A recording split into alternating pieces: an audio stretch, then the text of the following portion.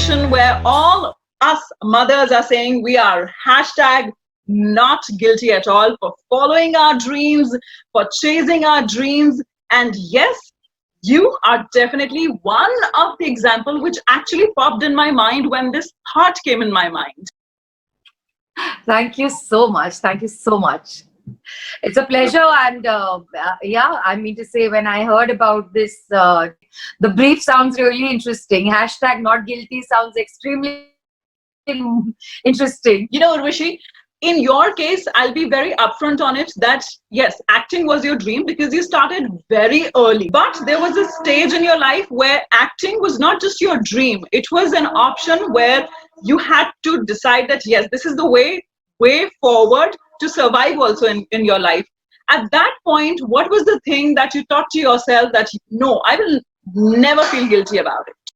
I have never known anything else what to do apart from acting.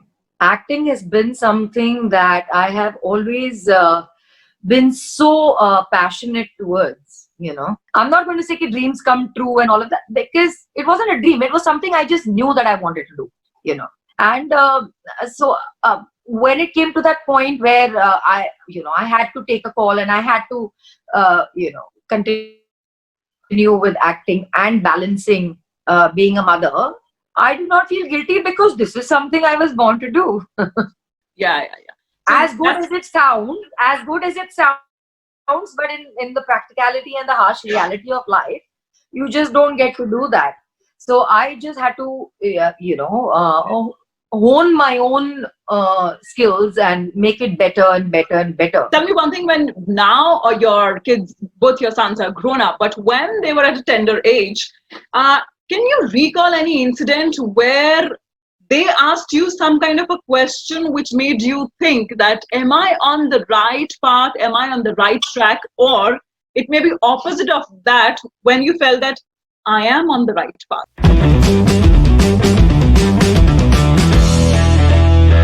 It's going to be very honest. Obviously, I mean to say, you know, when you're a single parent, when you're a single mother, on many levels, you keep questioning a lot of things. But then I have always, I'm actually tuned to function in such a manner that when I question something, I happen to have the answer to it also. So, no, they were really small when I started working again. And I suppose that's what they grew up, you know, they grew up watching me work and work and work and work all the time.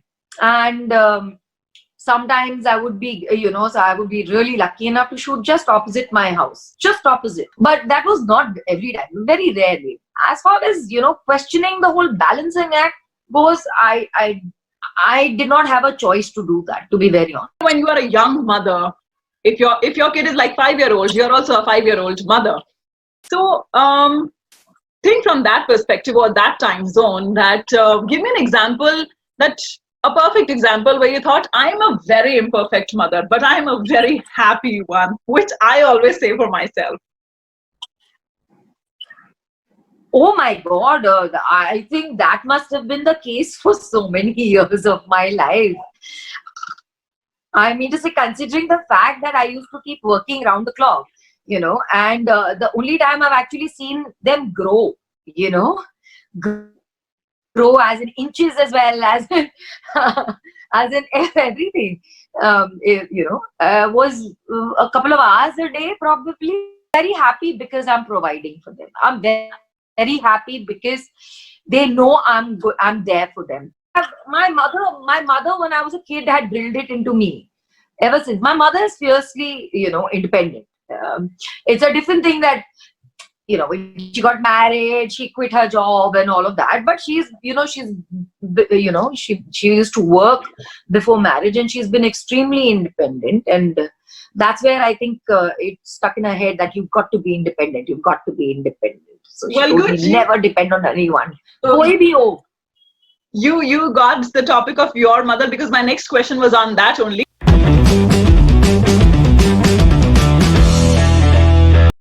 So one thing that I understood that your mother has, that she was very independent. In fact, she is. And you have also inculcated that thing, that you are very independent, given the circumstances also. You acted in that.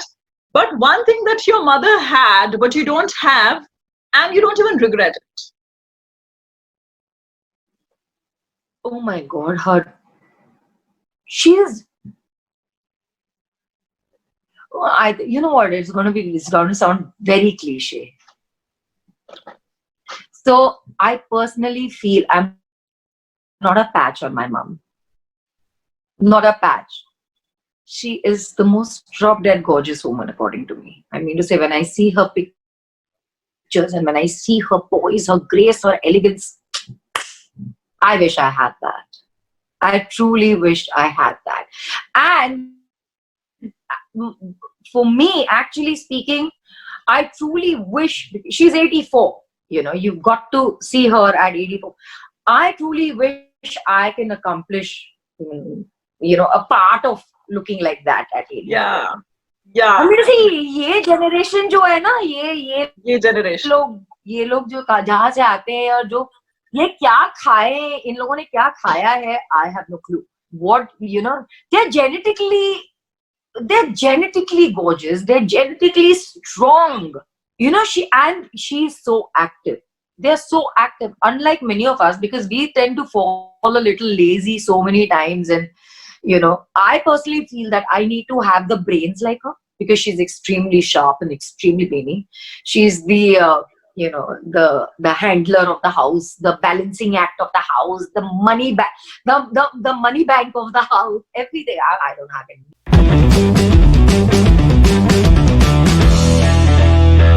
Okay, as a mother, what is your favorite dialogue? For example, जब आप गुस्सा होते हो या वो एक dialogue होता है ना हर माँ का एक फेवरेट, वो क्या डायलॉग है? Yeah.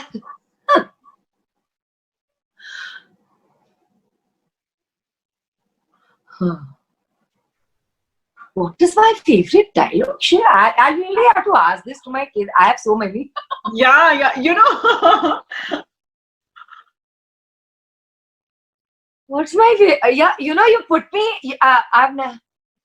Man, for the first time, I'm at a loss of words. I really don't know. There's so many things I use. Yeah, when I'm angry, now I say so much. It's unbelievable.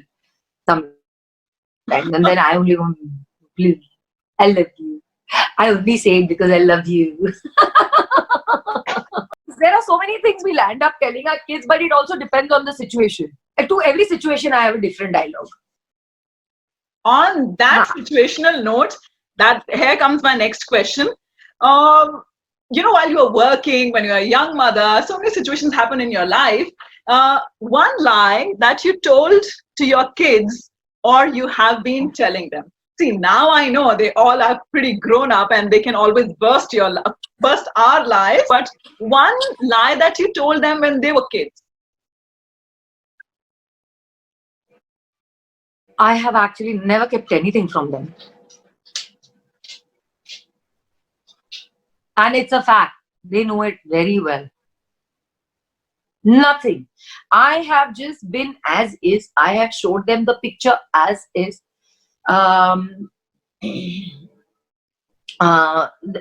Very few times there have been, and even they haven't questioned me, to be very honest. Like, so what do I say? I'm blessed to have kids who love me and who completely have full faith in me.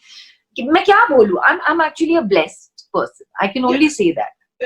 But I was just talking about little lies, like जैसे मैं मेरी बेटी को जो मुझे बचपन से झूठ बोला गया था, तो मेरे पापा हमेशा बोलते थे कि ये दाल खा लो तुम्हारे बाल लंबे हो जाएंगे, तो मैं हमेशा उसको ये बोला, मैंने 2-3 साल उसने सुना, फिर उसने कहा आप झूठ बोलती हो, आपके खुद के बाल तो इतने छोटे हैं.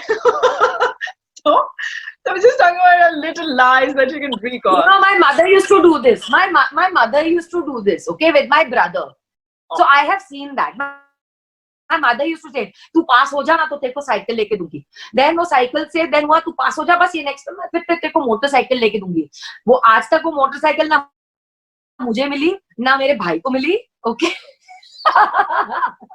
So it's like I have grown up watching this, so I don't want to promise only anything. I to say कि भैया इस चीज से दूर भागो, पता चले it comes and it's like a boomerang, it'll just come back to me. I don't want to do the same thing. but they've never been fussy कि तुम दाल खा लो, they कुछ भी खा लेते, सब दो खा लेते.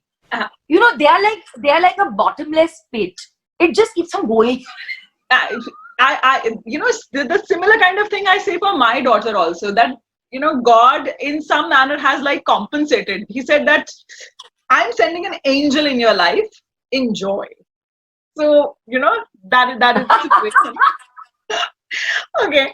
Although it has got nothing to do with your role as a mother, as an individual, but yes, how can I let you go without asking that same old boring question? Whose idea was Kamolika? Was Mika? That I want to know. That's my personal choice. First of all, I'll just correct you. It's actually Naka. N-A-K. It's Naka. Oh, okay. So Naka means Nakhara in Bengali. Acha. So every time you hear Naka, meaning Nakhara. Okay, it was always like that. Ooh.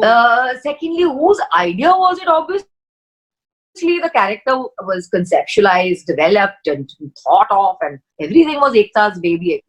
Everything came out of her. It's her brainchild. Completely. It had nothing to do with me. This Ladka action you added, or she told you? That happened. That happened very, very unknowingly. What had happened was that. Sorry. No, that happened maybe like on the set while you were like doing. Yeah. It's because things happened. The first day of my shoot, I really didn't know what was going on, and I was still grasping the whole, idea of being this vamp. I had never done it before.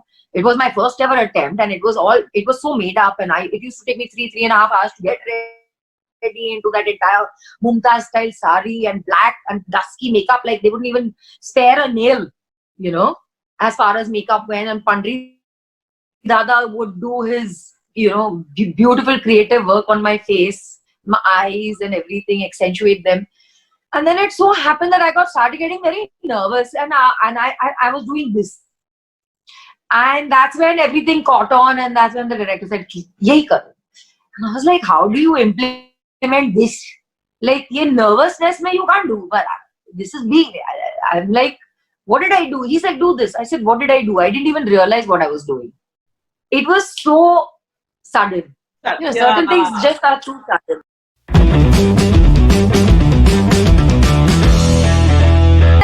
I can, not many people know that I have a side of me where I love shairis. I actually love certain shairis, and not all of them. I don't know where I see all of them. I read all of them, and there are some that stick to me. There are some that don't stick to me. Cool. Yeah. Irshad. So I can just say one or two for you.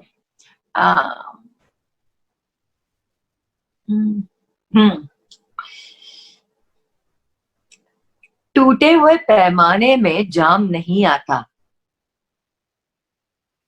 टूटे हुए पैमाने में जाम नहीं आता. इश्क के मरीज को आराम नहीं आता. ऐ दिल तोड़ने वाले तूने ये तो सोचा होता. टूटा हुआ दिल किसी के काम नहीं आता. वाह वाह वाह वाह. इसमें हम सिर्फ इतना से कह देते हैं कि कौन रोता है किसी और के खातिर, कौन रोता है किसी और के खातिर है दोस्त, सबको अपनी ही किसी बात पर रोना आ जाता है. अरे, yeah, that's true. That's true. There are so many things that, I'm not a shairi person. I'm not. There are certain things that, they just come to you and they stick with you. Hi. Hello. Hello. How cute, how pretty are you? What's your name? Anaya. I just want to say something in the end before before we end this conversation. To everyone, to every mother, to every woman, that self-belief is what is going to take you forward. Self-doubt is what is going to take you 10 steps back. So don't do that. Self-belief, believe in yourself, believe it always and forever. Believe me or not, that's exactly what I printed. This is exactly what it says. Because I truly believe always and forever. Now that could be in anything. I could have my belief in anything, but mostly I believe in myself, and so should everyone. So that's all I have. Great thoughts, great talking to you. It was so wonderful, and just giving you a high five and a virtual hug from my side, and a lot of okay, a big hug to you too, and a big hug to the little Anaya. Thank you so much. Lots of love, lots of blessings, and hoping to see her personally one day. Great, thank you so much. It was lovely talking to you. Thank you so much for giving your time.